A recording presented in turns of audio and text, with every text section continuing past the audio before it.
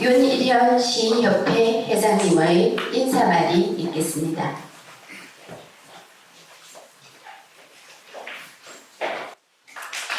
안녕하세요. 반갑습니다. 지금 우리나라도 어수선하고 사실로 우리가 지금 이 시대에 무엇이 필요한가 이런 데를 많이 생각이 되는데, 대구는 정치도 그렇고 경제도 그렇고 자랑할 만한 것이 별로 없는데, 단연 대구가 지금 경쟁력 있고 앞세울 수 있는 것은 시입니다. 대구는 시의 도시고, 지금 현역 활동하는 어떤 시 이 부분에 대해서 이야기하면은 시작과 양과 질에서도 전국 최고의 도시가 시입니다. 그리고 모든 어떤 문학이든 다른 장르든 이런 단체들이 그냥 잘 되는 데가 없어요.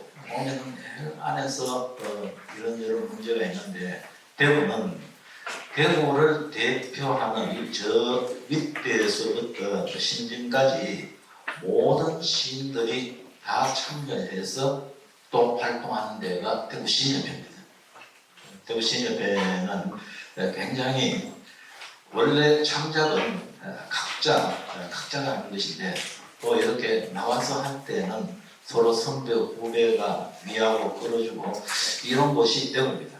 그래서 오늘 시인의 날 행사에 이렇게 기쁜 자리에서 사실 저는 감사의 마음을 전하는 그런 자리가 되어야 된다고 생각합니다. 영화도서관이 5월부터 모델링을 하면서 김상진 도서관장님께서 이 대구 시인들을 위한 이 락기 미움을 하나 만들어야 되겠다. 5월부터 같이 협의를 하면서 지금 상청에 안 가신 분들은 마치고 한번 가보십시오.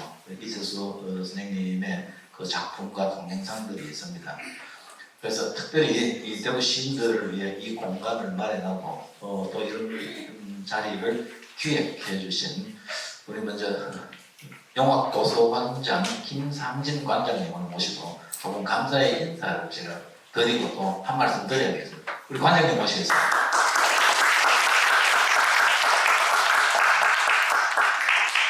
예, 우리 김상진 관장님께서는 연남부 문화부장도 하셨고, 문학에 또 한다는 관심과 후원을 하시고 있는 분입니다. 고맙습니다. 예, 선생님 안녕하십니까. 영화도서관에 일하고 있는 김상진이라고 합니다. 먼저 이 회장님께서 감사 이런 표현을 쓰셨는데 그거 아닙니다. 제가 저희들이 부탁드렸는데 시인협회에서 흔쾌히 응해 주셨던 분들입니다. 그래서 저희들이 도서관 입장에서 시인협회 그리고 오늘 참석해 주신 시인 선생님들 그리고 저희 도서관 이용자들한테 이용하신 선생님들한테 감사를 저희들이 드려야 될 것 같습니다. 그리고 저희들 입장에서는 그렇습니다. 좀 전에 회장님도 언급하셨듯이 대구의 시장이 전국 최고의 명성과 역할들 활동을 하신다고 얘기를 하셨는데, 그런 영예로운 단체를 저희 도서관에서 같이 시민들에게 봉사할 수 있는 역할을 맡게 돼서 저희들은 영광이라 생각합니다. 그리고 지금 미래가 불투명한 시대지 않습니까? AI로 얘기되어지는 4차 산업혁명 시대, 이런 시대에 결국은 인간이 버틸 수 있는 것은 우리 선생님들처럼 창작하시고 상상하시고 그리고 아날로그적 감성을 잊어버리지 않고 되뇌이고 그리고 협업하시고 씻으시는 선생님들이 고민하시는 대목들하고 저희 도서관에서 고민하는 대목이 맥을 같이 한다고 저희는 생각하고 있습니다. 그래서 이제 그런 부탁을 드렸더니 회장님하고 장원갈 선생님, 노무현 선생님, 송재환 선생님 같이 모임이 있었는데 흔쾌히 응해 주셔가지고 오늘 저희가 아까 말씀해 주신 시락 뷰링도 열게되었고 시의 날 행사를 저희 공간에서 축하드릴 수 있게 돼서 너무 영광스럽게 생각합니다. 모쪼록 저희 지역 대구시뿐만이 아니고 대구 전역에 그리고 전국적으로 대구 시인협회의 활약이 전해질 수 있도록 저희들이 최선을 다해서 역할을 하고 있습니다. 다시 한번 축하드립니다. 감사합니다. 네, 감사합니다. 사실은 이 락키비움은 우리 김상진 관장님과 또 여기 팀장님들과 직원들 아니면은 나오기 어려운 작품이었습니다. 그리고 지난 토요일에 사실 우리가 여기 팜플렛에 보면은 대구가 양과 질에서 시의 도시라고 했는데 지금 박수기 시인께서는 한국민협회 이서정주상, 또 우리 유인서 시인께서는 김천수 문학상, 지난 토요일에는 송지학 시인께서는 송수건 문학상을 받아서 원래 이제 엄태 시인하고 정관 시인하고 저하고 이렇게 4명이 가기로 했는데 엄태 시인께서는 이 대상 포진이 제발이다. 그래도 오늘 오셨어요. 여기 계십니까? 예. 여기 계시네. 이제 장관 시인하고 송지학 시인하고 이제 저하고 3명이 공반도에 갔습니다. 갔다가 오면서 우리 송지학 시인이 참 치열하게 자기 세계를 구축하고 있는 분이신데 이제 우리도 이 지역의 시간과 또 자라나는 후배들을 위해서 어떤 역할을 좀 해야 되겠다. 그래서 저는 굉장히 참 반갑고 고맙고 그렇지요. 그래서 형님 우리 이 후배들이나 이쪽을 위해서 앞으로 좀 해주십시오. 또 여기 이 락키뷰를 만들고 난 뒤에 우리 송장 시인께서 70년대 자유시 동행부터 전부 다시 이 대구 시장을 재조명하자 이런 말씀을 하시고 그래서 운영위원장이십니다. 운영위원장이신데 우리 송장 시인께서 어떤 생각을 갖고 계시는지 조금 들어보도록 하겠습니다. 송장 시인 모시겠습니다.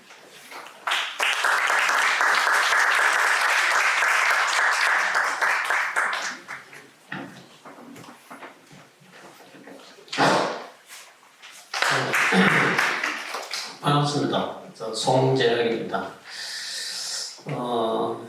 오늘 강연실 이태우 선생님은 1974년에 현대문학으로 등단하셨고 아마 시집이 15권인가 그래 나왔을 겁니다. 바로 시선집, 6필시집하고 기타 어떤 저서들을 합쳐서 20권을 넘었는데 여기 보면 대체로 여기 계신 분들 중에는 시집이 가장 많은 분이 아닌가 싶어요. 대구에서 시집을 가장 많이 내신 분이 아닌가 싶습니다. 제가 좋아하는 시인 중에 포르투갈의 페르난도 페소아라는 시인이 있습니다. 이 사람은 젊었을 때는 남아프리카 공화국에서 고등학교까지 교육을 마쳤지만 리스본에 와서 평생을 리스본에 살면서 있었는데 그 사람이 페소아가 알려지게 된 것은 사후에 알려졌습니다. 페소아는 사후에 엄청난 살아생전에는 크게 빛을 못 받고요. 죽어서 엄청난 양의 원고를 남겼습니다. 트렁크로 한 4트렁크를 남겼는데 지금도 발굴 작업이 계속되고 있고 우리한테 널리 알려진 책은 불안의 책이라는 저서입니다. 불안의 책은 소설가 베소아 이런 여러 분들이 번역을 했는데 최근에 페소아에 미친 친구가 하나 나타났어요. 김한민이라고 하는 친구인데 이 친구가 나타나면서 페소아 봄이 굉장히 불었습니다. 이 친구가 페소아 때문에 포르투갈에 가서 페소아를 공부를 하기 시작했습니다. 그래서 지금 되돌아와서 시집 2권, 페소아 관련 책이 지금 3권이 나왔습니다. 페소아는 굉장히 독특합니다. 쉽게 말하면 페소아의 가장 큰 특징은 이명을 창조를 해내는 겁니다. 그렇게 페소아이긴 하지만 알베이르트, 캠푸스, 뭐 이런 사람을 만드는 거예요. 자기 이명을 만드는 겁니다. 근데 그 친구한테 생년월일, 성격 이런 거 구현을 합니다. 그 표사가 만들어낸 이명이 한 70여 명이 되는데 재밌는 것은 알베리오 까에이로 하는 사람의 시집에 알베리오 까에이도 마찬가지로 표사 이명입니다. 그래 표사 시집이죠. 거기에 더 캠퍼스가 해설을 써주는 겁니다. 그 이명과 이명끼리 부딪힌 그게 굉장히 많아요. 지금은 사후에 포르투갈에서는 국민신으로 칭송을 받고 있지만도 그걸 어떻게 봐야 되는가?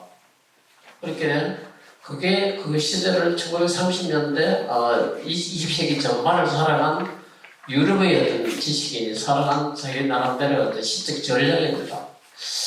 오늘 강연하실 이태우 선생님께서도 대구에서 시집을 가장 많이 냈으니까 제 생각으로는 우리가 기다려 들어야 될 어떤 전략이 있었을 겁니다. 뭐 여기 프린트본에 잘 나와 있지만도 이태우 선생님은 초기 시절은 되게 실존적 방황 그런데 많이 기울어졌습니다. 그리고 중계 이를 들어가서는 어떤 현실에 대한 어떤 자기 자신의 응전이라고 하는 현실에 대한 어떤 내면 의식 그리고 후기에는 자기 자신을 들여다보는 보통 우리가 정망이라고 하는데 이태수적 어떤 정망입니다. 그런 게뭐 공국이라든가 어떤 그런 어떤 전략을 갖고 있는데 한 시인이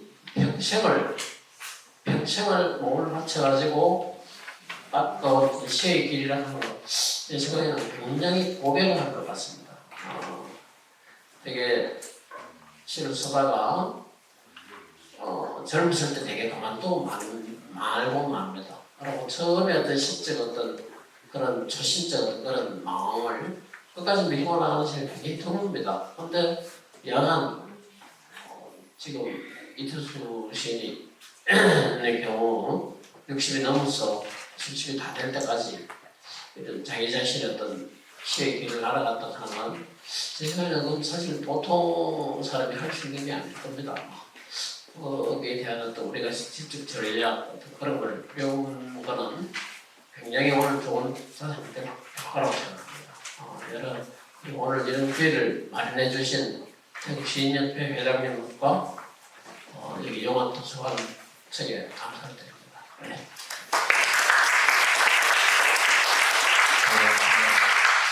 감사합니다. 대구 시인협회는 전국의 문인단체가 부러워하는 단체. 대구 시인협회는 여기 이태수 선생님부터 지금 여기 송자 또 저 밑에 젊은 신진이까지 대구에서 시작 활동을 가장 열심히 하고 이 모든 시인들이 대구 시인협회에 다 소속되어 있습니다. 그래서 제가 오늘 봄에도 대구 시인협회는 앞으로 질적으로도 퀄리티를 유지해야 되겠다. 대구 시인협회에 아무나 함부로 받아들이지 않겠다. 이런 이야기를 한 적이 있습니다. 예술단체나 문학단체들이 그저 이권 다툼이나 하고 연불보다는 제법에 관심이 있고 이런데 시인협회는 지금 그렇지 않습니다. 그래서 우리 시민들이 좀 많이 기대를 해도 좋을 것 같습니다. 오늘 또 이 부처회전에 참가해 주신 작가분들이 여러 계시는데 서강 이재성 선생님에게도 감사드리고 조상 김성근 선생님에게도 감사드리고 우리 임당 김승향 서화 작가님은 저기 오셨습니다. 한번 박수로 응원해 주십시오. 감사합니다. 네, 제가 오늘 2시까지 책을 읽었습니다. 송작 시인께서 사주신 선물을 받았어요. 허수경 시인의 그 유고집 가기 전에 쓰는 시들 했다고 그래 지우고 글들 책이 오래돼서 시작이 글들인데 읽으면서 2011년 5월 6일 글을 보니까 제가 새벽에 인간은 누구나 죽을 때까지 꺼지지 않는 불꽃이다 이런 글이 있습니다. 인간은 누구나 죽을 때까지 꺼지지 않는 불꽃이다. 제가 한 2시 전에 2시 한 10분쯤 전에 와서 3층에 혼자 한 30분쯤 앉아 있습니다. 곱게 물든 단풍이 이렇게 떨어지는데 죽을 때까지 꺼지지 않는 불꽃이다. 시인뿐만 아니라 여기에 있는 모든 분들이 이 가을이 또 의미 있고 이런 행사들이 우리 삶을 더 풍요롭게 하기를 바랍니다. 여기 오신 분들 감사합니다.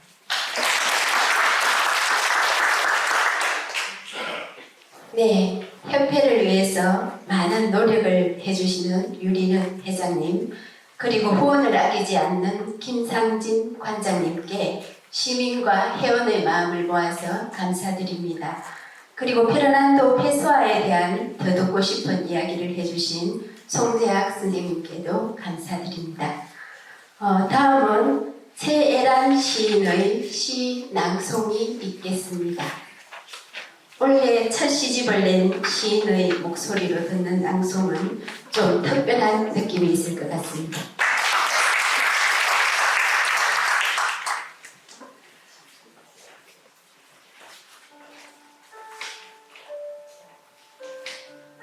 붓질하다 최애란.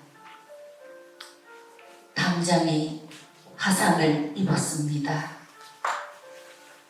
불씨 하나 몰래 던져 불씨에 번져나간 불빛,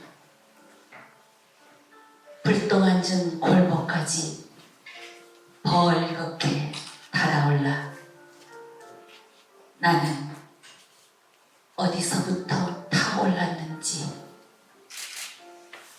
동쪽으로 든 담장 따라 골목 안쪽을 열어봅니다. 담장이 만든 골목은 꽃무늬 술을 놓고도 진물이 흘러내리고 있었습니다. 물집 터져버린 꽃을 내게 뿌려보시렵니까? 9, 10, 19 바람이 일단은 나는 어디서부터 살에 들었는지 동쪽으로 든 바람 따라 담장의 기대꽃을 열어봅니다. 꽃보다 먼저 꽃물 터져버린 끝물의 여자, 담장 몰래 19 소녀 옮겨다 놓고는 제가 된 꽃 붓질하고 있었습니다.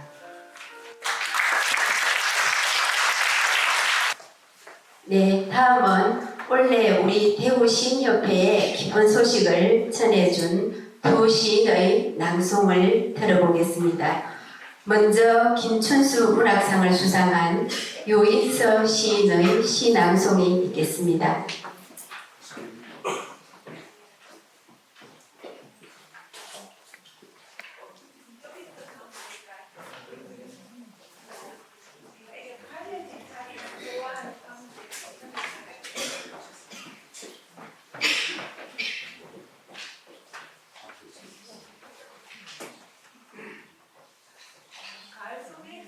선후배 선생님들 뵈니까 정감이 더 생기는 것 같고요. 고맙습니다. 수상시집 노민서에서 고르기는 조금 모호해서요. 제가 계절이 이쯤이기도 하고 제 최시집에는 20년 전에 시 10월이라는 시가 있습니다. 그래서 뭐 엄령 10월 초이기도 하고 그때 10월이 지금쯤인 것 같습니다. 기후가 조금 변해가지고 그냥 낭송이 아니고 저는 그냥 읽겠습니다. 예, 10월 유인서. 넉골 가운데라 나 활 하나 숨겨두고 있네. 심장에서 파낸 석촉의 화살. 팽팽한 시위에 메워 이제 당기려 하네. 하늘은 오래 명치 끝에 매달려 이슬보다 더 고요하네. 나의 관역은 별이나 꽃처럼 눈부신 것이 아니네. 빗살만 올라갈던 바람이나 그늘 비껴가는 어둠 또한 견디지 않겠네. 통증은 먼저 명치를 차고 나가 영은 하늘부터 날카로이 깨뜨릴 것이며 서둘러야겠네. 이미 열매처럼 무거워져 졸고 있는 저 길들을 앞질러야 하니 시간의 완강한 눈꺼풀 찢어져치고 나 끝내 선명한 피의 저만식 치르려 하니 목숨 떨리는 이 반역의 여진 감각의 활줄 위에서 깊이 눈부시니 어떤 독자께서 왜 독한시를 쓰냐고 그러셨는데요. 독한시가 아니고 제가 갈비뼈 4, 5, 6, 7번을 이 무렵에 딱 불에 떨여가지고 엑스레이를 찍으니까 활이 많더라고요. 뭐 그런데 그 계절이 그렇으면 햇살 이랬던 것 같아요. 네, 감사드립니다. 이어서 한국문인협회상을 수상한 박수기 시인의 낭송이 있겠습니다.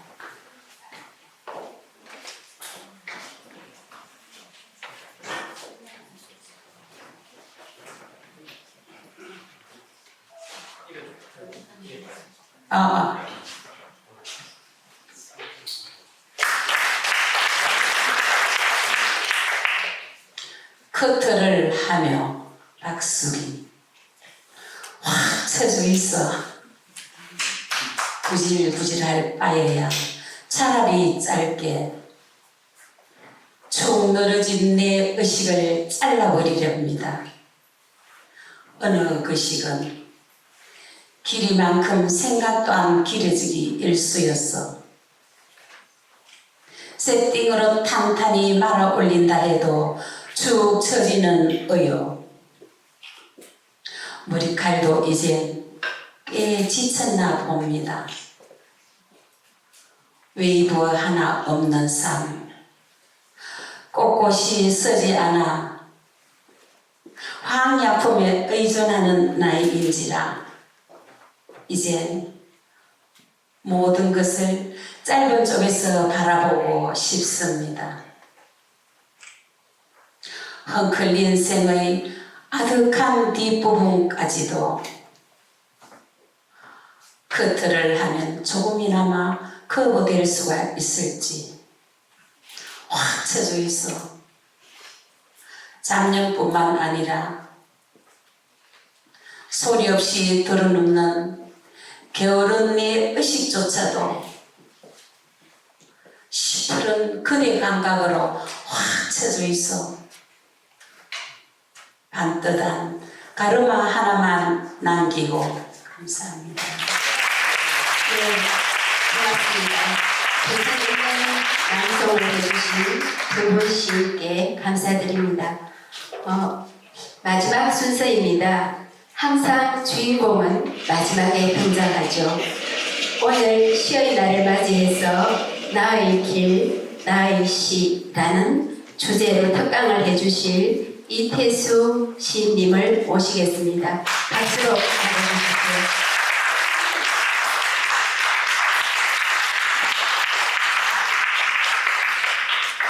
반갑습니다.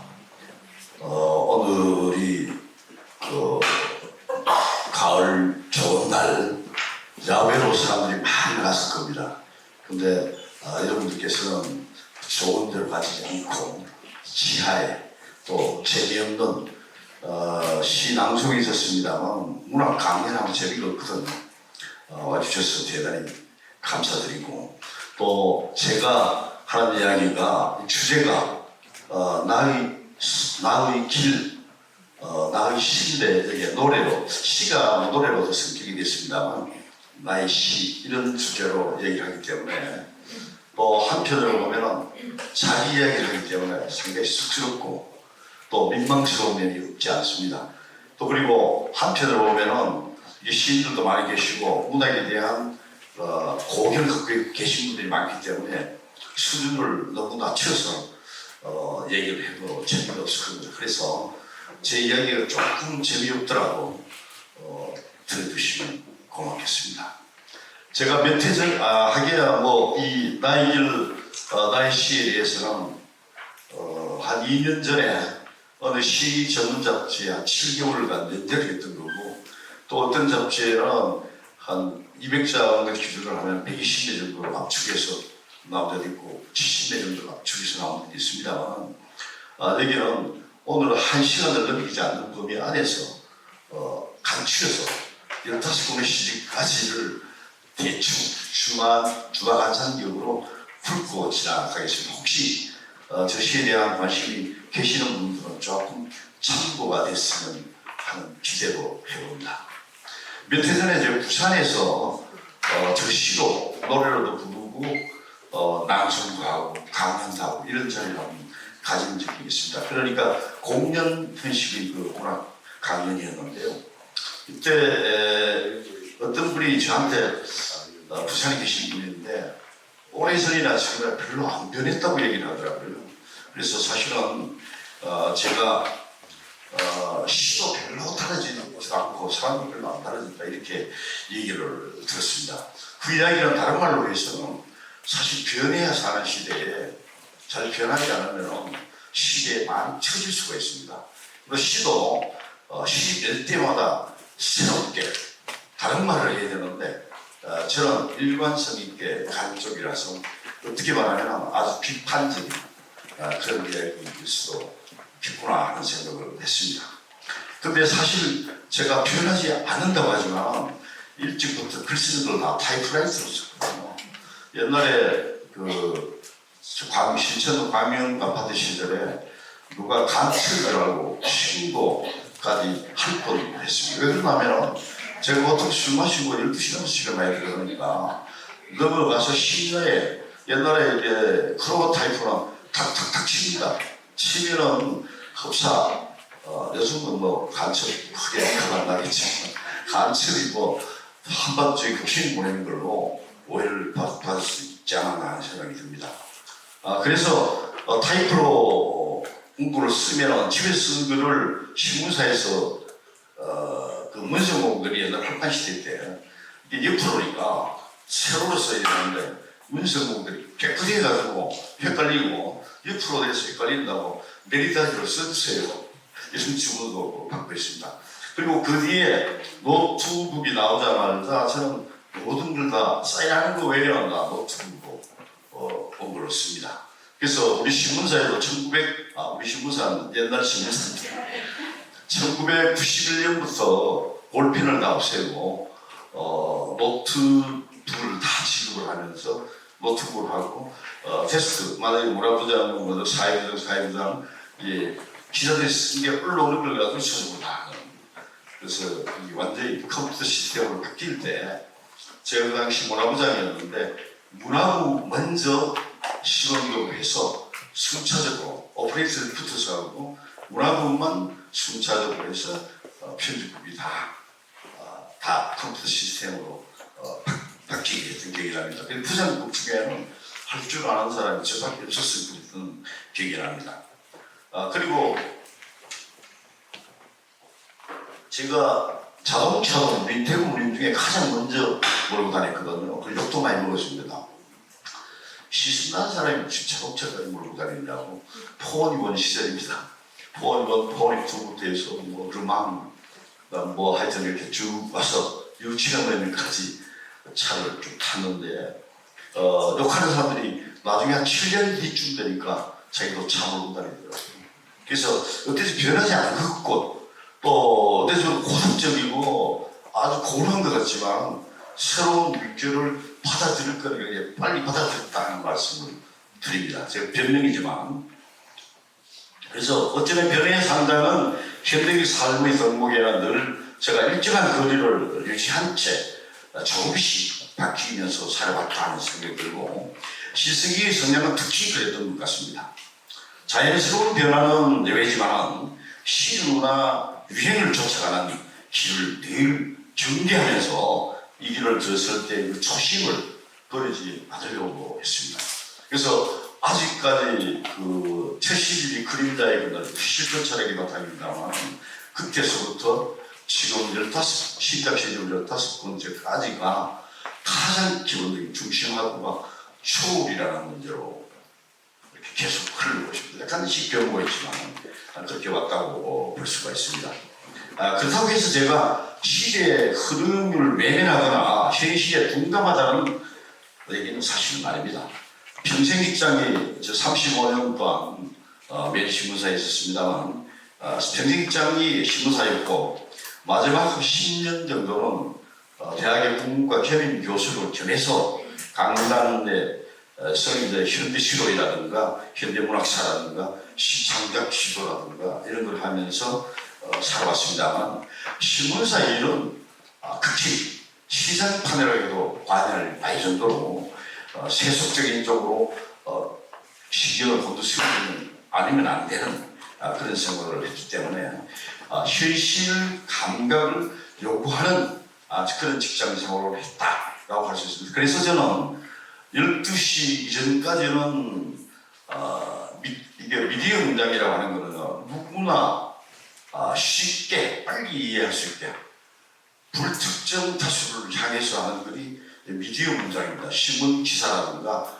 방송 그런 구어체지만 이거는 전부 다 불특정 다수를 향해서 누구나 쉽게 이해할 수 있게 해야 되는 보편성이라는 게 제일 큰 덕목이라면 문학은 그 반대입니다. 사실은 문학은 개성이라고 하는 아까 그 송비학 시인이 나왔습니다만 송비학 시인이 보면 아주 개성적인 시이기 때문에 어떤 사람은 무슨 소리인지 모르겠다는 사람이 많습니다. 사실은.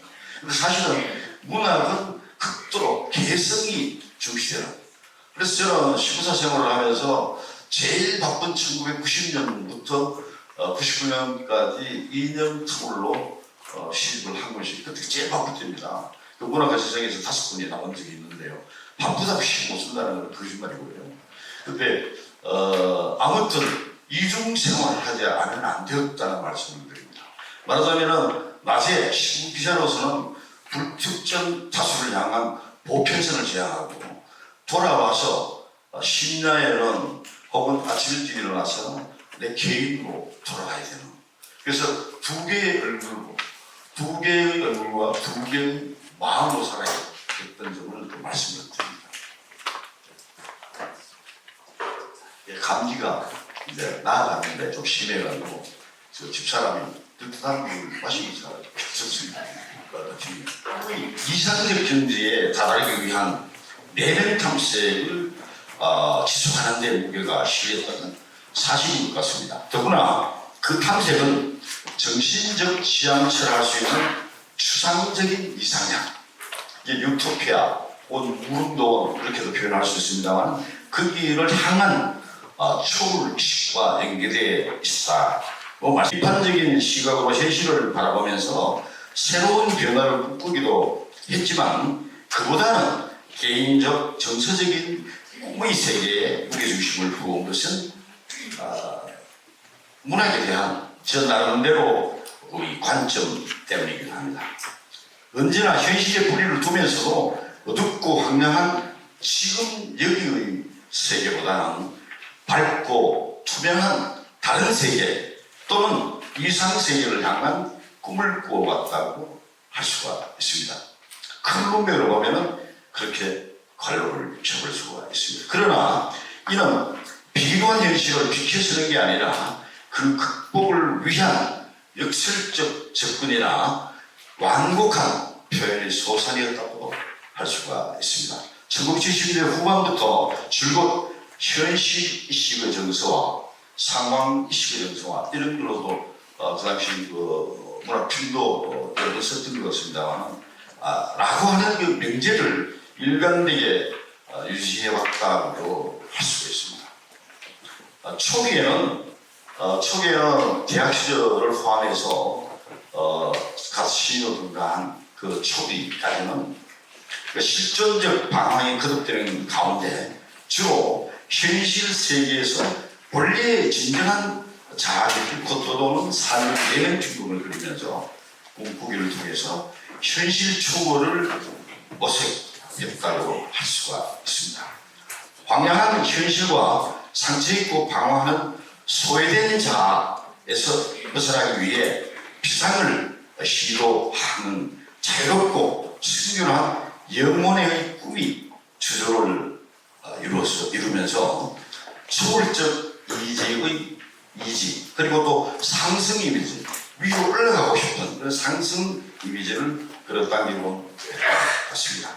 그 이후에 한동안은 거꾸로 하강 이미지를 집요한 초급의 길찾기 방법으로 끌어들이면서 새로운 꿈의 세계를 구축하는 시도가 거듭되는가 하면 그 꿈의 세계는 손상된 본래의 자아가 회복된 말하자면 맑고 순수한 내면의 공간이며 추상적인 이상향의 모습으로도 그려졌다고 할 수가 있습니다.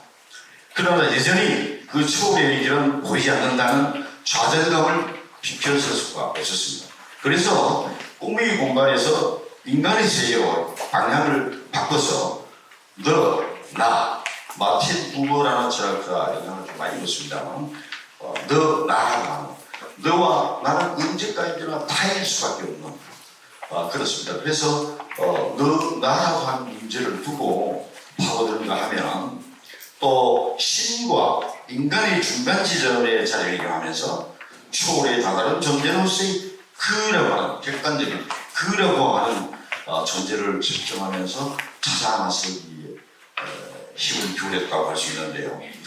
다시 말씀드리면 그라고 하는 존재는 인간은 너무 유한의 존재이고 너무나 한계가 있는 데다가 어쩔 수 없는 인간이기 때문에 인간보다가 더 나은 차원 절대적 경우에는 추상적이기 때문에 신과 인간의 중간 지점에 있으면서 인간의 차원을 넘어서 있는 사람을 사람 그러나 인간적인 냄새를 갖고 있는 그런 대상을 그리워하고 찾아 헤매기로 했다고 할 수가 있습니다.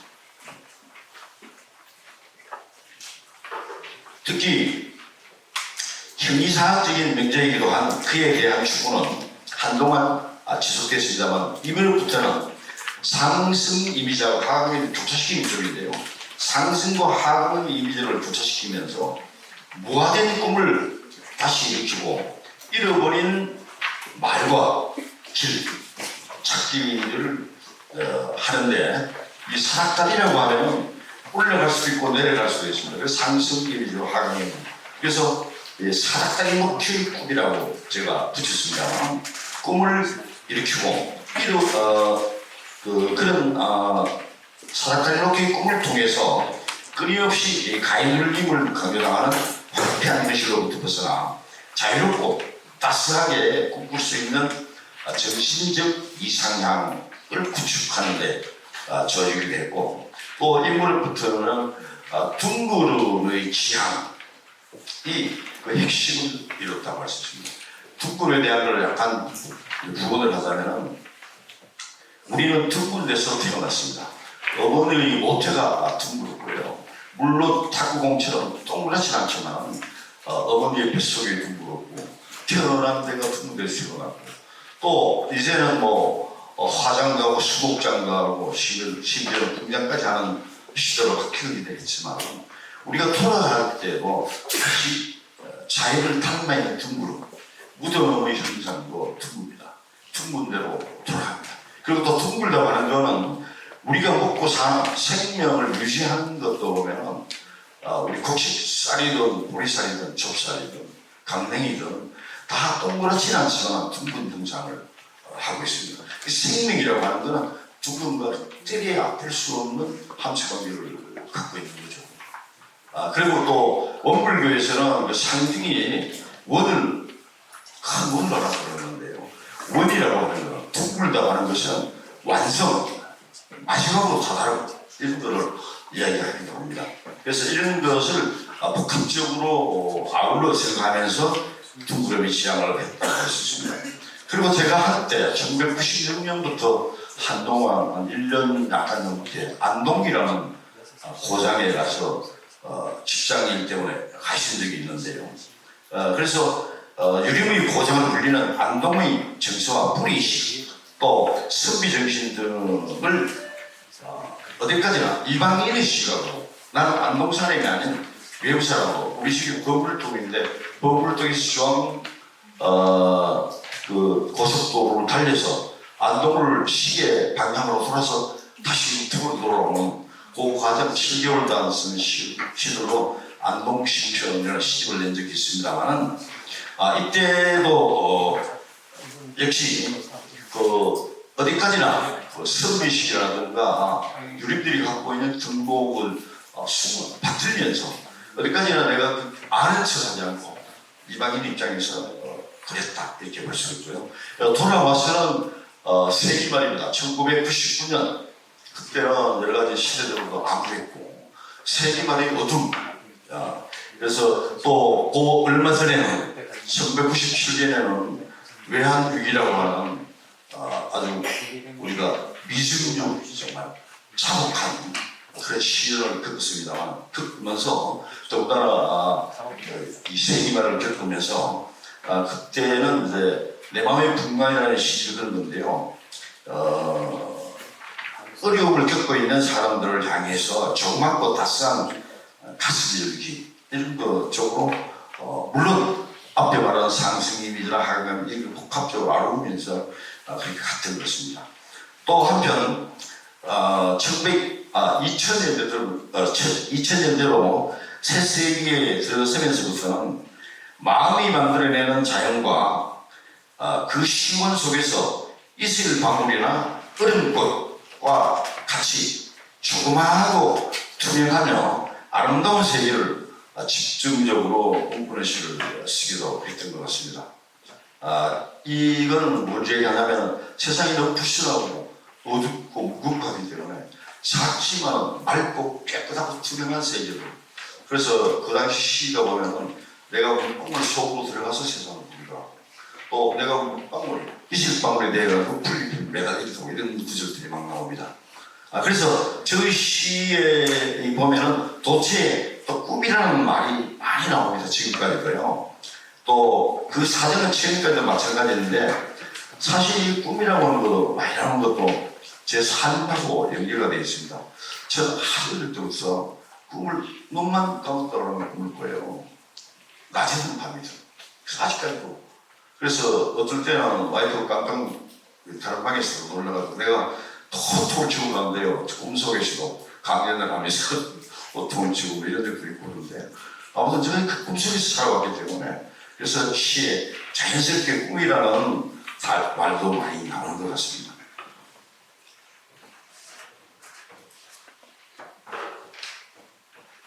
그래서 저는 시가 대체로 그런 문맥에서 시작됐고 지금까지 그 연장선상에 놓여있다고 해도 좋을 듯합니다. 시스기뿐 아니라 삶을 통해서도 끊임없이 꿈을 꾸고 그것들을 죽으며 다시 꿈꾸는 그 과정의 연속이도 모른다고 할 수가 있습니다. 그래서 제가 그의 집은 둥글다 시 뒤에 표사를 제가 쓴 적이 있는데요. 나의 상상력이나 환상은 현실을 뛰어넘으려는 꿈꾸기의 고리를 달고 있으며 그 꿈꾸기는 시의 뼈대 또는 목집을 만들어준다. 나의 시는 그러므로 꿈꾸기의 다름 아니다. 꿈은 메마른 삶을 적셔준다. 보당한 삶을 올려다보게 한다. 그곳에 이르는 사닥다리를 놓아주고 오르게 한다. 좌절감이나 절망감을 흔들어 가라앉히고 새로운 길을 열어준다. 그 길을 걸어가도록 밀어주고 이끌어준다. 지금 여기에서는 이루기 어려운 세계, 어쩌면 이룰 수 없는 세계로 꿈의 공간에서는 반짝인다. 꿈의 공간 만들기, 그 공간에서 살기는 뒤틀리고 추한 몰골을 하고 있는 현실을 뛰어넘게 해준다. 이렇게 시 뒤에다가 제 시입장을 쓴 적도 있습니다. 그래서 세월 따라서 빛깔이 또 방향이 조금씩은 달라졌지만 상승 이미지와 하강 이미지 말하자면 첫 시집 때부터 이때까지도 흐름이 거의 비슷하게 오고 있다고 할 수 있습니다. 제 시에만 딱딱한 건 아니고 재미가 없으니까 대구 전액시낭송가회 얼마 전에 다툼이 있습니다. 전액시낭송 회장 그리고 전국시 낭송대회에서 최고의 상을 받은 우리 대구 사람이 아니고 인천 사람입니다. 그 대구에 남편 따라 와 있는데 남편이 저하고 이름이 똑같습니다.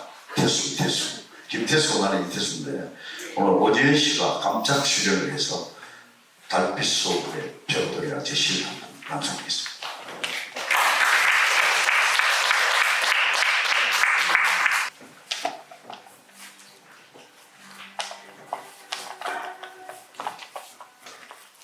달빛 속의 벽오동 이태수. 달빛이 침묵의 비단결 같다. 우두커니 서 있는 벽오동 나무 한 그루. 그 비단결에 감싸인 채 제 발치를 물끄러미 내려다보고 있다. 깊은 침묵에 빠져들어 마지막으로 지는 잎사귀들을 들여다보고 있다. 벗을 것 다 벗은 저 늙은 벽오동 나무는 마치 먼 세상의 성자, 오로지 침묵으로 환해지는 성자 같다. 말 없는 말들을 채우고 다지고 지우는 저 나무. 밤 이슬도록 달빛 비단 옷 입고 이쪽을 그윽하게 바라보고 있다. 오랜 세월 봉황 품어보려는 꿈을 꿨는지 그 이루지 못한 꿈속에 들어버렸는지 제 몸을 다 내려놓으려는 자세로 서 있다. 달빛 비단자라 가득히 비단결 같은 가야금 소리, 검은 꽃소리, 침묵 넘어 깊숙이 머금고 있다.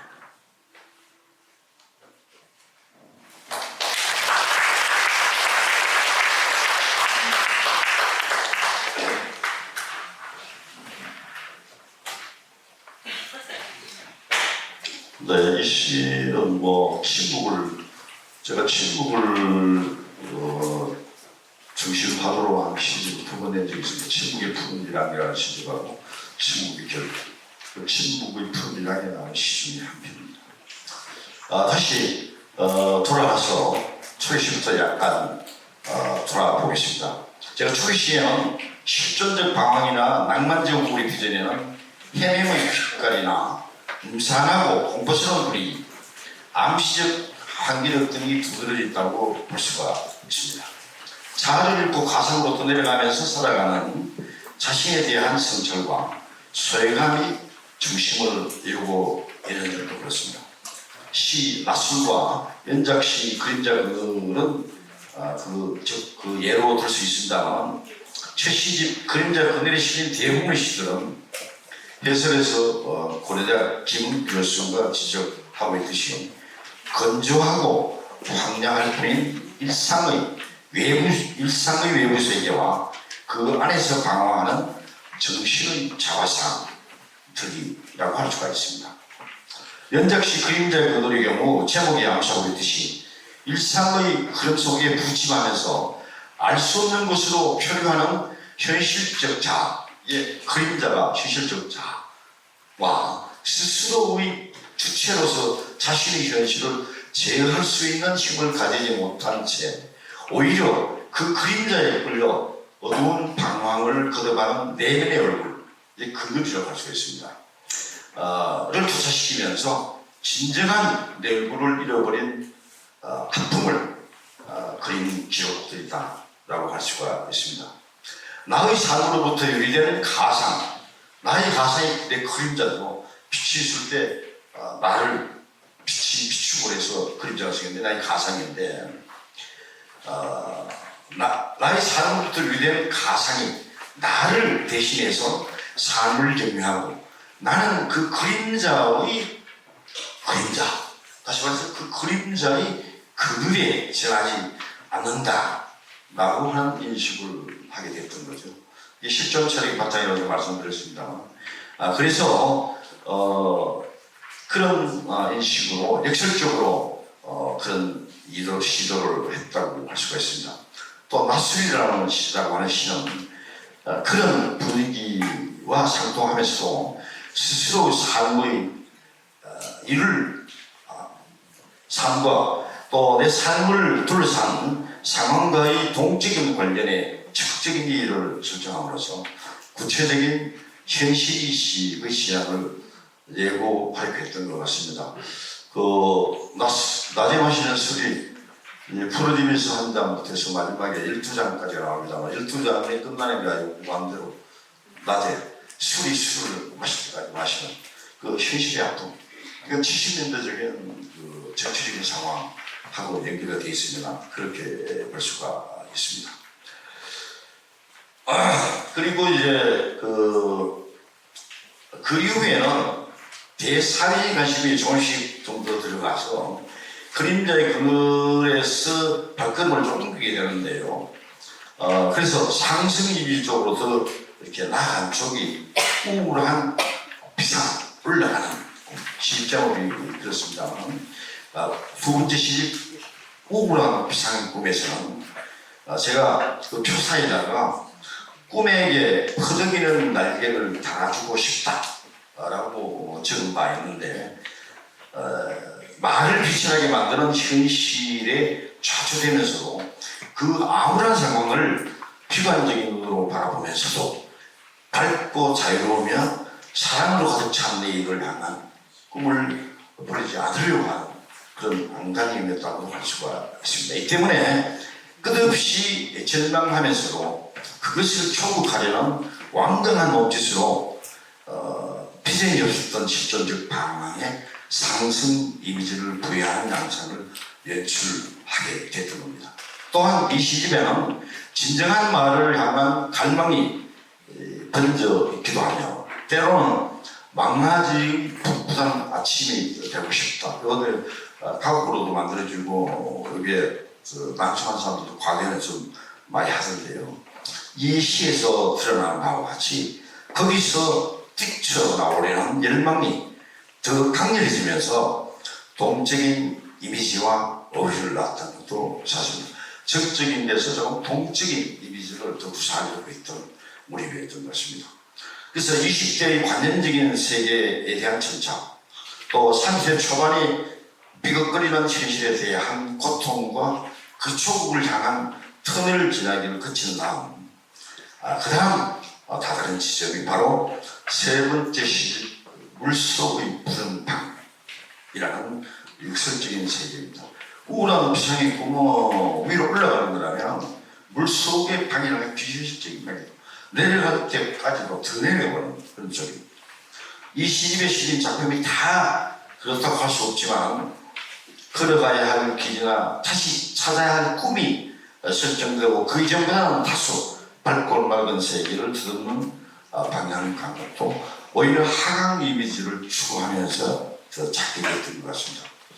비록 현실은 추하고 불순하지만 그 바깥이나 그 깊숙이 어떤 순결하고 명직한 세계가 있을 수도 있다는 전망이 바로 그것이었습니다. 이 무렵 우울한 비상꿈 시절의 나다우리의 꿈을 내려가기의 꿈 또는 낮은 꿈으로 방향을 바꿨던 시절입니다. 말하자면 상승 이미지에서 하강 이미지로 궤도를 바꾸면서 궁극적으로는 초래의 꿈에 불을 지핀다는 점에서는 별로 다를 바가 없는 세입니다. 또 내려가고 또 내려가다 보면은 추하고 뒤틀린 현실이 어딘가에 어떤 깊숙한 곳에 순결하고 명정한 세계가 있을 것이라는 믿음을 가졌던 것도 사실입니다. 물속의 푸른 방은 어쩌면 유토피아의 다른 이름이라고 할 수가 있습니다. 비현실적인 상황 설정은 역설적이라면 지독한 역설을 할 수 있지만 새로운 길찾기의 현리상학적 추구라고 생각해 주시면 좋겠습니다.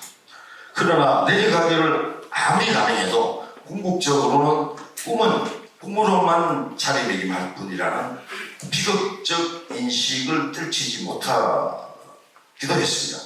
그래서 1990년대로 접어들면서 다시 꿈을 뒤집어 꿈꾸기라는 길을 만들면서 그렇게 했던 것 같습니다.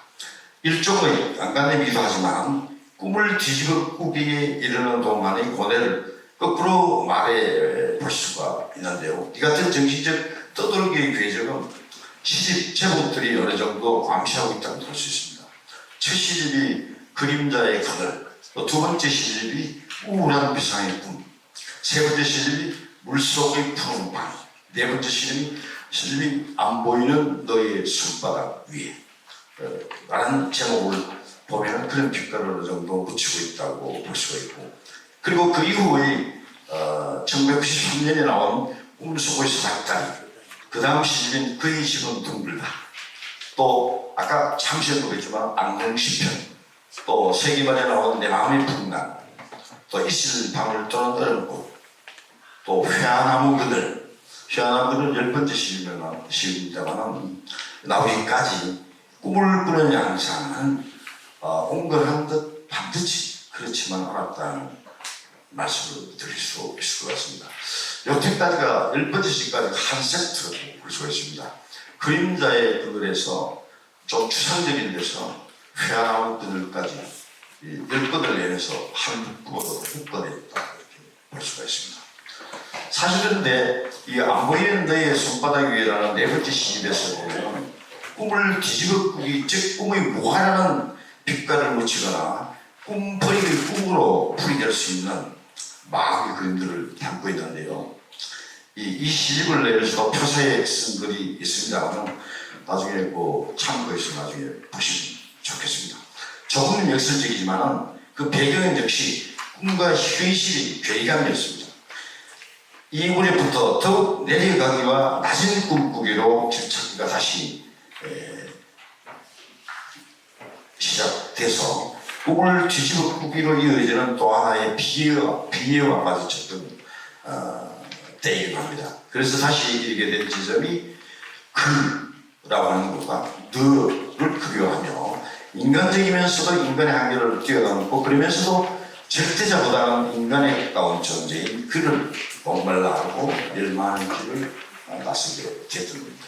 하지만 나를 찾아 헤매도 내가 보이지 않는다는 절망감과 마주치며 언제까지나 너는 너희 뿐이고 또 나는 나의 뿐이고 이 길밖의 길을 스스로 수밖에 없는 그런 경험을 비켰을 수도 없었습니다.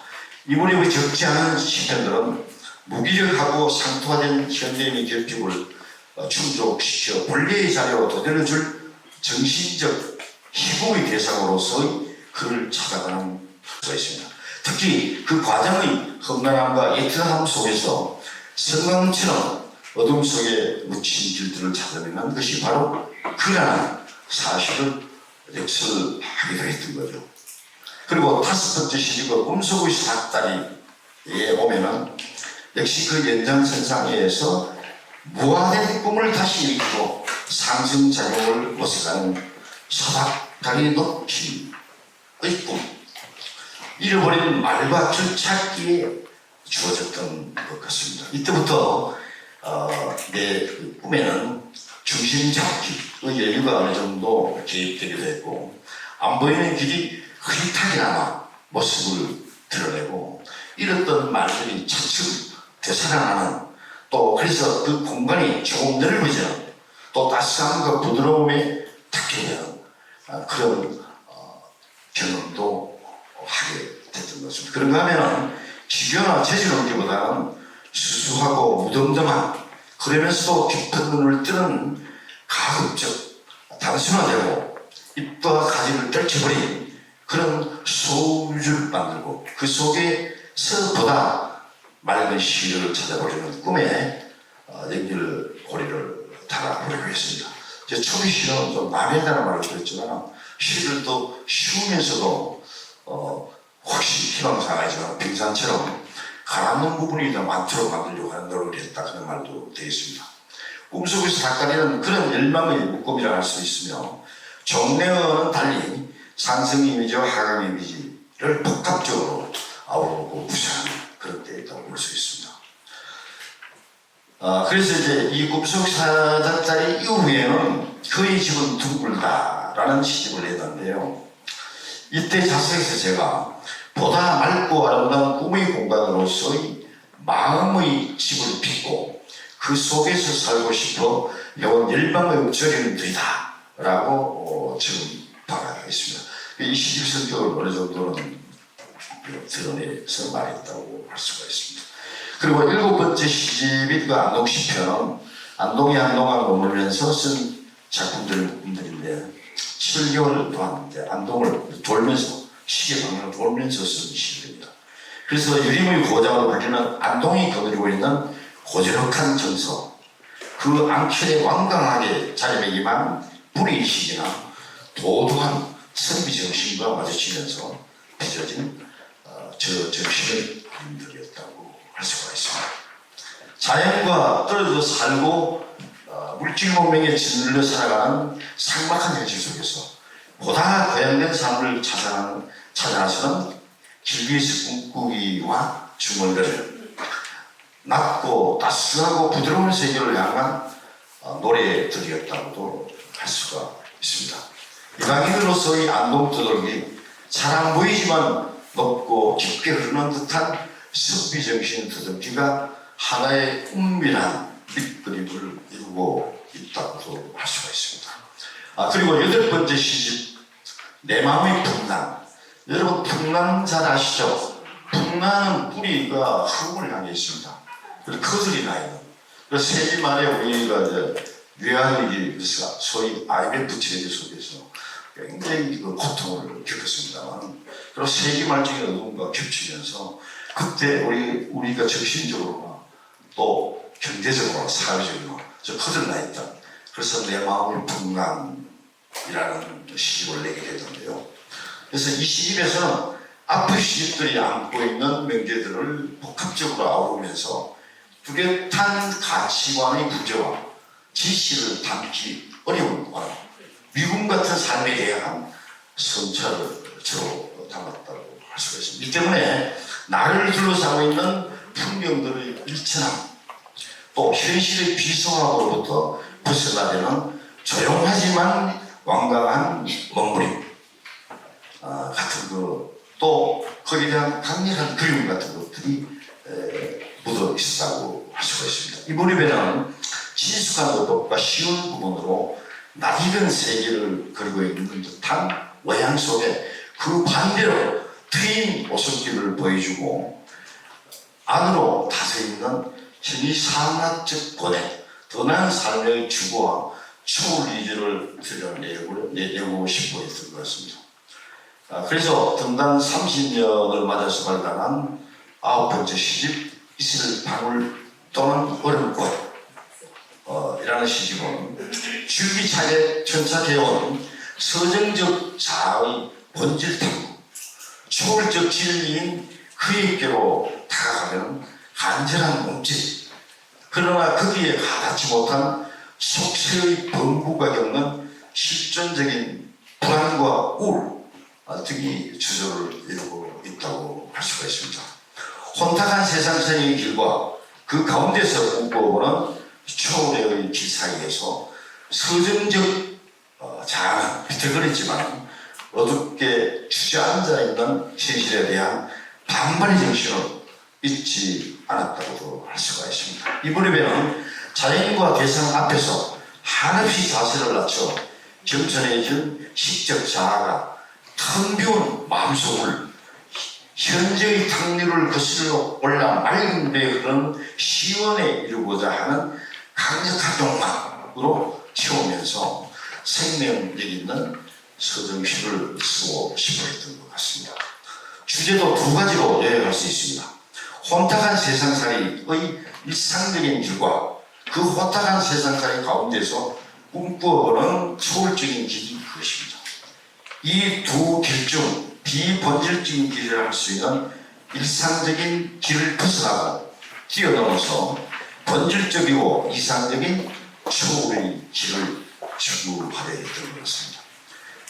이 두 가지 상반된 길 사이의 이항 대립적 구도가 긴장의 중심축으로 떠올라 있을 뿐 아니라 시적 구조의 획을 이루고 있다고 볼 수가 있습니다. 서정비 자아가 한없이 작고 낮아 있는 상태에서 맑고 투명하게 반짝이는가 하면 새로운 길이 열리고 신성성이 부여되는 건 그런 축구의 소산이었다고 할 수가 있습니다.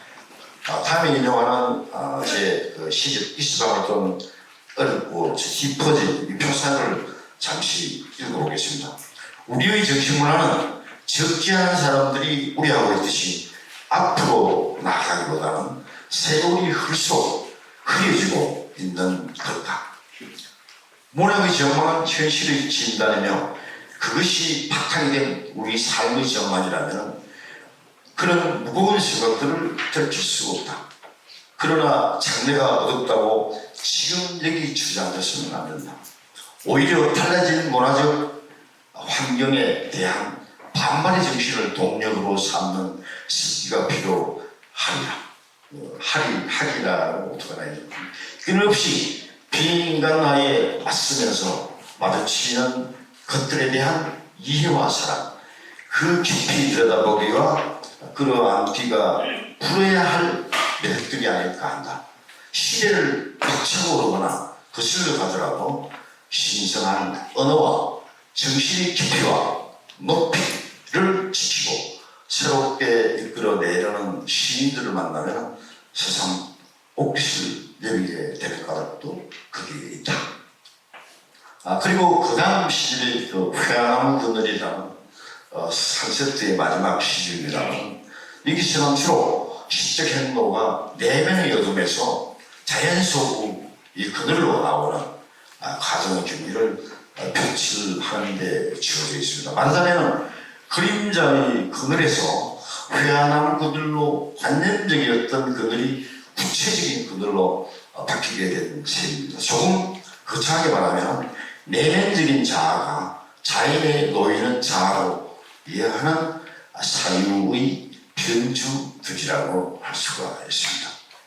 대구에 살고 있는 신이정 선생은 이 시집을 보고 하는 어떤 서평에서 초래의 꿈과 현실 세계에 대한 애착 사이에서 물리의 긴 방울로 떠도는 시인의 실전적 고뇌를 노래한 것이 시집 회한한 그늘이다. 이렇게 들었거든요. 그래서 이거는 초시하고 일관된 쪽으로 푸는 거지만 그렇게 볼 수 있다고 생각을 합니다.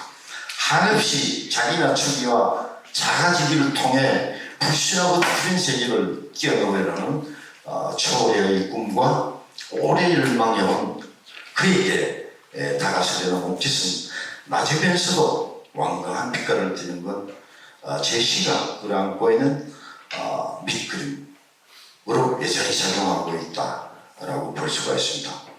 이 급변한 시대에도 느림의 미학을 추구하면서 비인간화에 맞서고 신선한 언어 길을 올리기, 정신의 깊이한 높이 지키기와 찾아나서기를 거듭하고 있습니다. 오늘 사실은 저는 평생을 음악하는 사람들하고 친하게 살기 때문에 수학가들은 여러분 대구 일리로 가서는 저하고 다 친합니다.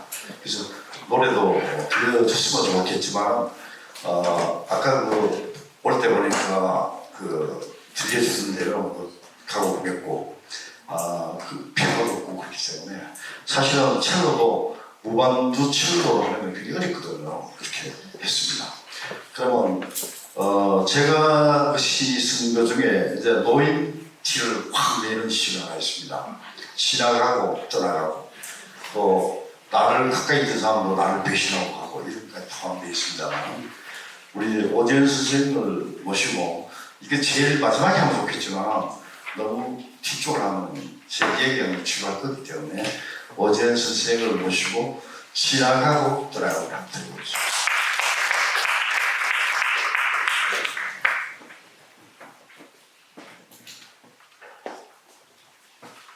지나가고 떠나가고 이태수 지나간다. 바람이 지나가고 자동차들이 지나간다. 시간들이 지나가고 하루가 지나간다. 봄, 여름, 가을도 지나가고 또 한 해가 지나간다. 꿈 많던 시절이 지나가고 안 돌아올 것들이 줄줄이 지나간다. 물같이 손살처럼 떼지어 지나간다. 떠나간다. 나뭇잎들이 나무를 떠나고 물고기들이 물을 떠난다. 사람들이 사람을 떠나고 강물이 강을 떠난다. 미련들이 미련을 떠나고 구름들이 하늘을 떠난다. 너도 기어이 나를 떠나고 못 돌아올 것들이 영영 떠나간다. 허공 깊숙이 아득히 죄다 떠나간다. 비우고 지우고 내려놓는다. 나의 이 작은 감사의 기도는 마침내 환하다. 정막 속에 따뜻한 불꽃으로 타오른다.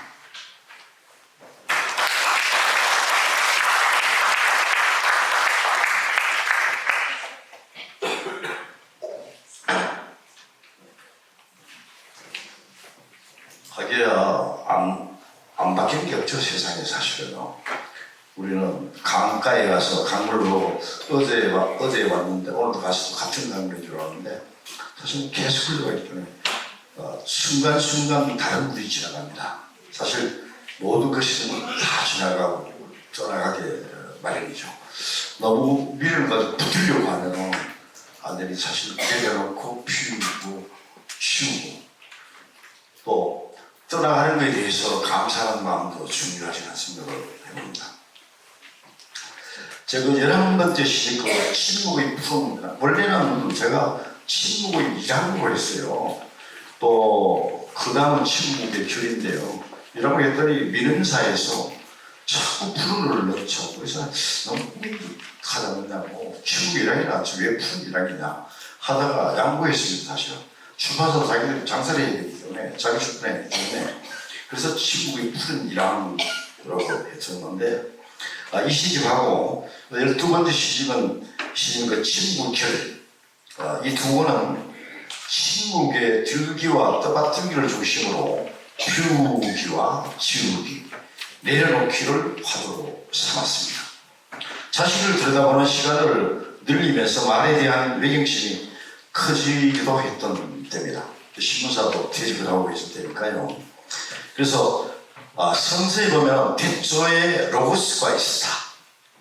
말이 있다는 뜻이죠. 구절이나 실존주의 철학자 하이데거가 언어는 존재라고 한 말은 사실 제가 시의 눈을 뜰 무렵부터 귀감으로 살아왔습니다만 그 뿌리까지 내려가 보고 싶다라는 생각에 이물에 빠져 있었기도 합니다.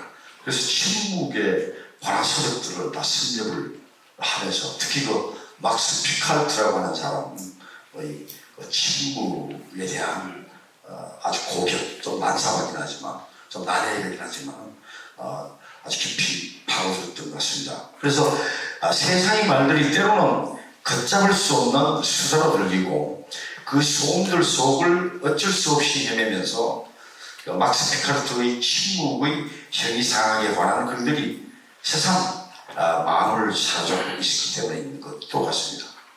막스 피카르트의 난해하지만 탁월한 말들에 교묘하게 다가보곤 했습니다. 어쩌면 다가간다기보다는 깊이 들여다보고 또 들여다보려고 했던 것 같기도 합니다. 몇 년 전부터 지금까지도 그렇습니다만 이 오래된 직관의 세계에 들어갔다가 다시 되돌아나와 나를 들여다보고 싶기 때문이기도 했습니다. 더구나 요즘 대부분의 시는 대체로 너무 말이 많거든요. 그리고 또 언어를 비틀거나 그 안에 실린 컨텐츠는 거창하지 않는데 굉장히 어렵게 비틀거나 꼬아놓거나 이런 경우로 언어를 혹사하는 경우가 많은데 저는 그 반대쪽으로 가려고 하는 쪽이거든요. 그래서 시가 지니고 있는 특징과 장점보다는 그 반대표로 치닫는 감이 없지 않습니다만 하여튼 사문의 도단 물결이 비시적으로 많이 많아지는 쪽으로 사문적으로 가는 데에도 거슬러 가고 싶은 그런 생각도 여러 가지 했던 것 같습니다. 우리 특히 그래서 결국 중요한 것은 끊임없이 신성한 언어를 꿈꾸는 외로움을 자처했는지도 모릅니다. 세상이 알아주고 안 알아주고 하고만 전혀 관계없이 그 신성한 언어를 끌어안으려고 하는 그런 어려움 쪽으로 들어갔다 이렇게 말할 수가 있습니다. 제가 그 침묵의 푸른 이랑이라는 시집의 해설에서 서울예술과 교수 출신입니다만 오생근 선생 같은 경우에는 한국을 인정하면 이렇게 말하고 있습니다. 이태수는 언어를 통해서 언어를 넘어선 침묵의 세계를 동경하거나 성스러운 침묵의 언어를 탐구한다. 물론 그의 탐구는 절대적인 무와 초월의 세계에 이르기 위한 것이 아니라 세속적 현실의 세계로 돌아오기 위한 것이다. 마찬가지로 그것은 시의 언어를 떠나기 위한 것이 아니라 진정한 시의 언어로 귀환하기 위한 것이다. 시인이 바라는 말들의 자유와 해방에는 어떤 전제가 있어야 할 것이다. 그것은 침묵의 한가운데서 또 다른 침묵으로 가는 길 위에서 태어나는 시의 언어는 침묵만이 말이 깊은 마일을 낳기 때문에 자유와 해방을 위해서 언어는 언제나 침묵과의 긴장관계를 잃지 말아야 한다는 것이다. 이런 점에서 처음부터 끝까지 침묵의 언어를 동경하는 이태수의 시세계는 화려한 말장치와는 거리가 먼 침묵의 시작으로 요약될 수 있을 것이다. 이렇게 부인하고 있고요. 또 김주현 선생 잘 아시겠지만 아시아의 평가 중에 아주 원록이라는 12번째 시집 침묵의 결이라는 데서 또 평을 합니다만 제가 침묵의 결이라는 시집을 내면서 뒤에 제 시집장을 좀 밝히겠습니다. 부분적으로 읽어보면요. 침묵은 말이 그치는 데서 시작된다. 하지만 침묵은 말이 그치기 때문에 시작되는 건 아니다. 그때야 비로소 분명해지므로 오늘날 은폐되어 있는 침묵의 세계는 말을 위해서라도 다시 분명하게 드러나야 한다. 진정한 말이 넘드는 미주의 세계를 품고 있는 침묵은 그 속에 끌어안고 있는 사물들의 신성한 힘을 부여하며 그 존재성이 침묵 속에서 강화되게 마련이다. 침묵은 늘 제자리에 그대로 있지만 말은 침묵 없이 홀로 있을 수 없고 그 배경 없이 깊이를 가질 수 없다. 말은 침묵에서 나와 다시 침묵으로 되돌아간다.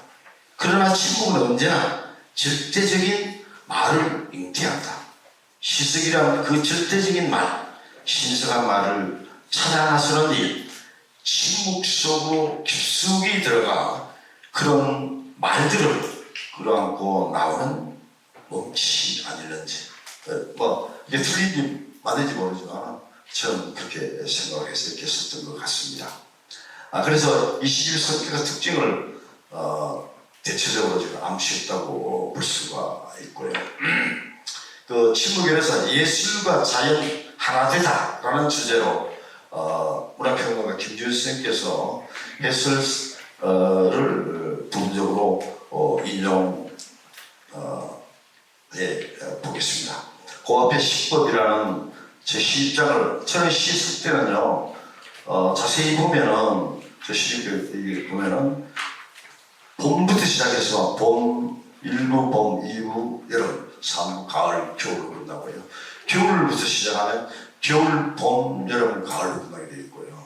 여름부터 시작되면 여름부터 시작해서 봄으로 끝나게 되고 이렇게 딱 되어 있습니다. 일기 쓰시고 시 쓰지 말라고 하는데 매년 일기 쓰시 하기 때문에 일관성을 유지하기 위해서 봄으로 갔다 여름으로 갔다 겨울로 갔다 미친 여사님 늘 시작하면 되거든요. 그래서 계절적으로도 일정하게 가게 해요. 그리고 또 어떤 의미에서는 아까 여기에 나의 길, 나의 시인데 나의 노래라고 성격을 시켜놨는데 모든 문학 장르 중에서 유일하게 음악성이 있는 글이 시입니다. 시가 넓은 의미로는 동료까지 포함해서 동시, 소년시, 평, 서민들을 상징하는 시, 또 정형화되어 있는 시조까지 다 포함되어 있다면 음악성이 있습니다. 그리고 시집 속에 딱 실릴 때는 시각적인 효과 이런 게 중요하기 때문에 제가 요 금년에 쓴 시집들어서 여러분들 유심히 안 봤겠지만 자세히 보면은 다 음악의 교향이나 실력에서는 다 A, B, A 형식으로 끝나요. 그래서 A, B, A라는 형식이 거의 그대로 적용되어 있고요. 또 회화적인 대칭 구조로 되어 있습니다. 시가 석줄로 시작됐으면 마지막에 석줄로 끝나요. 그 다음에 시가 5줄로 됐으면 5줄로 끝나고 다 대칭 구조로 되어 있고요. 위에 시행기하고 밑에 기하고는 다 대칭되게 거꾸로 다 대칭되게 되어 있다는 걸 알 수 있을 겁니다. 그래서 말하자면 음악적인 효과와 시각적인 미술이 갖고 있는 효과 이걸 같이 어떤 의미가 있는지 모르지만 다음 시집에는 그걸 빼려고 해요. 한 두세 번 시집은 다 그걸 적용시켜서 특히 내가 나에게라는 시집에서는 더 철저하게 적용을 시켜놨습니다. 만약에 음악에서 A, B, A 형식으로 했다가 뒤에 하나 받쳐주는 게 있을 수도 있습니다. 그런 식으로 되어 있다는 걸 말씀을 드립니다. 그때 침묵이라는 시집이 나왔을 때 김주현 선생은 시력 40년의 중재 시인 이태수의 근작시집 침묵결은 신과 자연이 함축하고 있는 언어, 인간의 언어와 비인간의 언어 등 이 세계의 본질과 현상에 대한 많은 문제들을 불러넣는다. 시인의 소망은 신성한 말이다. 그러나 그 말은 멀리서 희미한 빛을 보일 따름이어서 시인은 안간힘으로 그저 길을 나설 뿐이다. 자연, 신성, 침묵의 포괄함은 때로 시끄러운 인간 세상마저 뒤덮으면서 신성성의 세계를 보여준다. 인간의 언어로 조직되어 있으면서도 끊임없이 신성을 환기시키는 이태수 시의 핵심은 결국 이러한 명제의 투례를 맴돈다. 그러나 시인은 절망하지 않고 그 풍경들을 끌어당긴다. 말을 잃었으나 자연 속의 신성을 기웃거리는 모습은 새로운 소망을 예언한다 이렇게 썼습니다. 그 다음에는 제가 이제 아까 떠나가고 한 시에서 또 그 시에 나오는데요. 이제 나이가 들면서 좀 쓸쓸해지는 시간이 더 많아요. 그래서 쓸쓸한 거를 괴롭게 생각하거나 쓸쓸하게 생각하기보다는 뒤집어서 생각하려고 합니다. 그러니까 적막한 거를 따뜻한 쪽으로 패러디하려고 하는 그런 적이었습니다. 그래서 13번째 시집 따뜻한 적막은 침묵이 중심하되 침묵을 푸는 이란 그 침묵을 결에 이어내온 시집으로 적막을 따뜻하게 끌어안는 마음의 그림들을 진솔하게 담았다고 할 수 있습니다. 등단 이후 오랜 세월 추구를 기원 명제로 다양한 세계 공부기로 일가해 온 것 같습니다만 1910년대에 들어서는 신과 자연이 함축하는 언어, 인간의 언어, 비인간의 언어 등 아까 김준호 선생님이 지적했듯이 이 세계의 본질과 현상에 정착하면서 신성, 환기에 무게의 중심을 두어왔던 것도 사실입니다. 따뜻한 정막에서는 그 연장선상에서 부드러운 서정적 언어로 한결 극하고 원숙한 세계를 알아보려고 했습니다. 좀 주목을 받기 위한 까다로운 문맥 같은 걸 좀 빼고요. 시에서 가장 까다로운 그 기법이 제가 현대 실험 강의를 대학에서 한 15년 정도 했습니다. 그 실험 적용을 좀 시키면 시가 까다로워지기 때문에 풀어놓는 쪽으로 갔다 이런 말씀인데요. 서정적으로 좀 이 정막마저도 따스한 풍경으로 다가가는 그 풍경들을 안겨서 어떻게 좀 나처럼 좀 적막한 사람들에게도 따스한 마음을 좀 비우고 싶은 이런 생각을 했던 것 같습니다. 해설을 통해서 문화평론가 김인환 고려대 교수인데요. 이분은 보니까 시인은 침묵과 정막 속에서 근거 자체에 대한 믿음을 확인한다. 궁극적 근거를 굳게 믿고 있다는 점에서 시인의 정막은 따뜻한 정막이다 라고 보기도 했습니다. 아무튼 이 시집이 마음 가난하고 정확한 사람들을 가까이 다가갔으면 했던 것도 앞의 시집들과 달리 마음을 좀 이렇게 다른 사람들에게 나누고 싶은 그런 생각을 했던 것 같습니다. 그런 역시 김영명제가 초에 꾸민 그 14번째 시집 내가 거울을 보지 거울이 나를 보진 않죠. 사실은요. 뒤집어서 하는 건데요.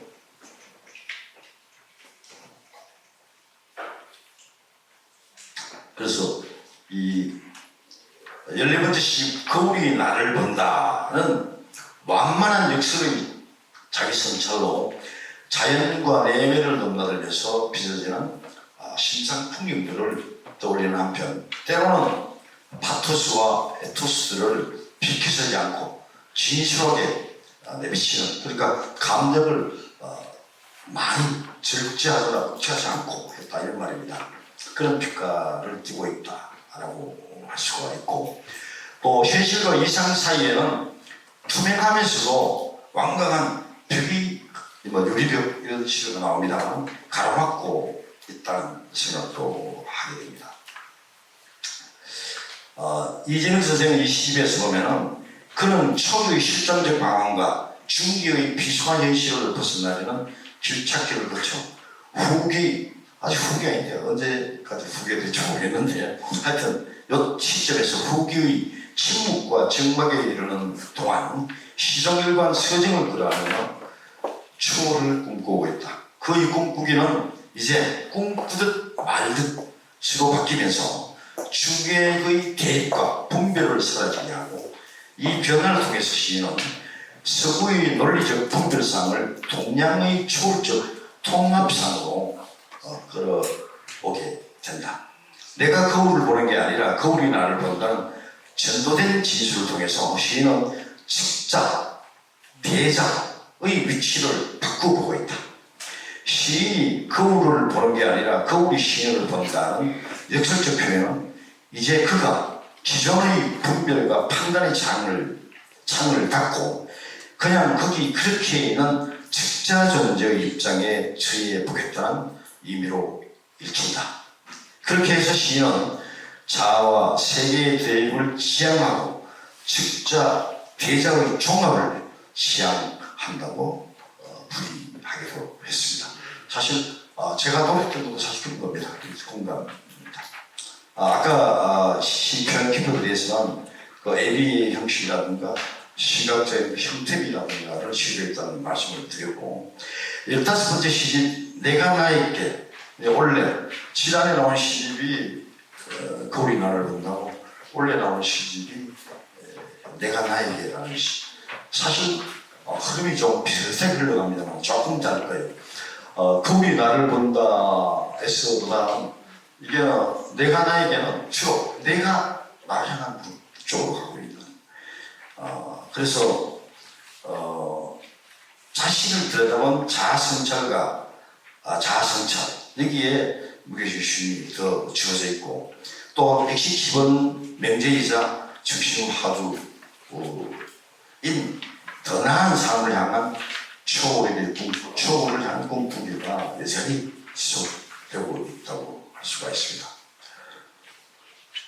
또 외부 세계를 비판적인 시각으로 바라보는 경우도 이 시집에 들어가 있습니다. 그 사부의 시를 그 요즘 아주 완곡하게 배가 좌쪽으로 쏠려서 뒤집히지 않는 극찬을 읽고 세상 트렌드고 또 줄을 넘어서가는 거고 또 비판하는 거 있고 이런 식으로 아주 완만하게 그 시를 비판하는 시로 들어가 있습니다. 그런데 제 그 시 중에 구분하는 시는 자기 성찰로 초점 맞춥니다. 나는 원래 요즘 좌우가 극렬하게 갈라져 있습니다. 저는 좌도 아니고 우도 아닙니다, 사실은. 바이레이 각하가 이 생각인데 자기들은 독립유공자로 우리나라 최대 경제일 거의 99세. 좌미들은 좌성향입니다. 그 딸의 와이프는 그 위에 가까울 정도로 우성향이고요. 나는 외갓집에 제일 큰 외삼촌이 일제시대 때 일제시대 때 경찰했으니까 7.18을 올릴 수 있고 둘째 외삼촌은 농사 짓어요. 셋째 외삼촌은 법관되면 일본에 종상이 된다고 교육계 쪽으로 돈 옹건합니다. 그 밑에 동생도 일본서 대학 나와서 저청진으로 나왔다가 북한으로 넘어가서 일까지 밝혀졌습니다. 장철이라고 김일성 만년에 북한의 살인자로까지 올라온 외삼촌입니다. 그리고 저 아우가 저보다 훨씬 일찍 죽었는데 막내 아우는 거의 극좌에 가깝습니다. 그 재수시도 서울대학과 박명훈의 박사였는데 극좌에 가깝습니다. 그래서 우리 집안 복잡합니다. 마누라는 크고 나는 엉겁하고 그런 쪽인데 아마 서울에 가면 제가 좌쪽으로 줄을 안 서니까 대구 수구 꼴통으로 보는 사람들이 많은 것 같아요. 문화재정이라는 잡지는 그게 아니었는데 요즘 좌쪽으로 조금 쏠려있기 때문에 저는 수구 꼴통으로 보는 것 같더라고요. 그래서 세상이 참 어렵다 하는 생각을 합니다. 저는 이 구분하는 시에서도 그걸 상징적으로 약간 얘기해서 한번 읽어보겠습니다. 내 구두는 균형이 깨지곤 합니다. 오른쪽의 뒤축은 오른쪽이 더 달고 왼쪽의 뒤축은 왼쪽이 더 달습니다. 그러나 구두 탓은 아닙니다. 순전히 내 탓입니다. 살짝 팔짝으로 밀어서 오른발은 우편향이고 왼발은 좌편향이어서 그렇게 되고 납니다. 그러려고 그런 건 아닙니다. 하지만 언제나 발을 내딛을 때는 온몸으로 균형을 유지하게 합니다. 마음으로는 중심을 잡고 있습니다. 구두를 벗어 들여다보면 민망스럽고 지축에게 더욱 그러합니다. 구두는 염치를 가르쳐주는 자성이 그걸 같다는 생각도 듭니다. 요즘 염치는 사람들도 많더라고요. 법무부 장관 같은 사람이 너무 염치가 없더라고요. 예를 들면 이 세상에 여러분들 시에 아슬룩해야 돼요. 현실이 약간 섞여 들어가요. 그래서 다음 시집부터 더 그렇지 않는가 이런 생각이 듭니다. 그래서 이 시집의 부모의 형식은 같은 정법과 거울이 나를 본다에서 보다 더 음악에서 따오거나 대칭 구조들 회화적 효과를 끌어들이려 했습니다. 해설에서 시인 이구라 선생은 이 시에 대해서 더 나은 세계를 향한 추구의 꿈이며 순수한 인간적 시의 불면성을 추구한다고 보기로 했더라고요. 그래서 근래에는 외로움이나 쓸쓸함, 허무와 무명마저도 따뜻하게 끌어안아 착색해보려는 시도를 거듭하고 있습니다. 방황과 좌절, 고통과 우울을 넘어서서 이제는 세상이나 사물들을 따스한 시선으로 바라보고 싶어졌다고 할까요? 그래서 마음을 따뜻하게 덮여줄 수 있는 위로와 위안의 시, 작고 낮은 목소리로 밝은 따뜻한 세계를 지향하는 긍정의 시를 빚어봐야겠다는 생각에 불을 지펴보게 합니다. 시가 사랑을 받으려고 하면 어떻게 해서 좀 만만해야 될 것 같아요. 꽃도 예쁘면서 너무 안 커야 집에 완성형으로 사랑받기 쉬워요. 그래서 저는 가장 능력보다는 약간 나누는 식으로 더 사랑받을 수 있는 아름다운 시조로 갔으면 보려는 그런 생각을 하고 있기도 합니다. 그래서 주방가상격으로 제 시작을 재미없이 했습니다만 그렇다고 제가 시를 아주 계획적으로 무슨 조명을 받겠다고 이렇게 하면 조명 받겠다 해가지고 맞춰서 한다든지 절대 안 합니다. 계획적으로 전략적으로 쓴 게 아니고 처음 출발할 때의 초심을 풀리지 않고 오다 보니까 아직까지도 초월 문제를 두고 맴돌고 있는 것 같습니다. 그래서 어떤 의미에서는 내 시승이 숙명이라는 생각도 해봅니다. 변해에 산다는 이 시대에 저는 도무지 맞지 않을 것 같은 외길을 걷고 있는 것 같기도 합니다. 하지만 이 느림의 미학을 세워두지 않고 제가 추구하는 이데아를 향해서 쪽박을 차는 한이 있더라도 같은 목표로 나아가려고 합니다. 요즘 제 신경을 진술해 그린 시가 몇 편 있습니다만 그 중에 그이는 오늘도 이문열 씨가 이 시가 좋다고 이형도 이제 늙었네 하면서 이 시를 서울로 막 이렇게 막 퍼뜨려가지고 전화보게 만들더라고요. 이 시가 사실 시 진솔하게 마음을 드리려고 했는데 한번 제가 이 시를 읽으면서 마무리를 하겠고요.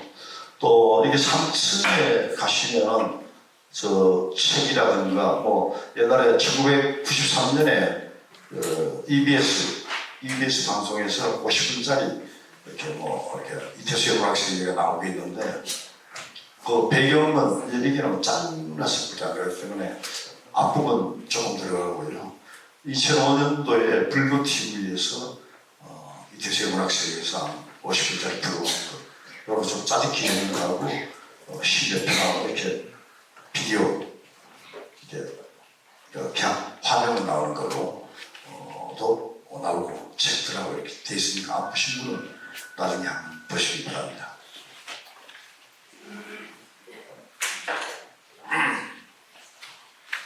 제가 이게 사실은 나를 크로 바꿔놓은 거라고 하면 됩니다. 사실 한번 읽어보겠습니다. 그이는 오늘도 시를 쓴다. 길거리에 나뒹구는 낙엽처럼 눈여겨 보아주는 사람이 없더라도 밥과 빵과 명예가 되지 않을지라도 쓰다가 지우다 다시 쓴다. 즐겁고 기쁘도 그러지만 괴로우나 어려우면 더 그런다. 띄울 곳이 막막한 편지를 쓰듯이 빈 메아리로 돌아오기만 할지라도 오늘 또 그이는 시를 쓴다. 누가 좋아하든 않든 뭐라 하든 그이는 오늘도 한갓 말을 불러 걸어앉는 길을 간다. 나도 그 길을 따라갔습니다. 감사합니다.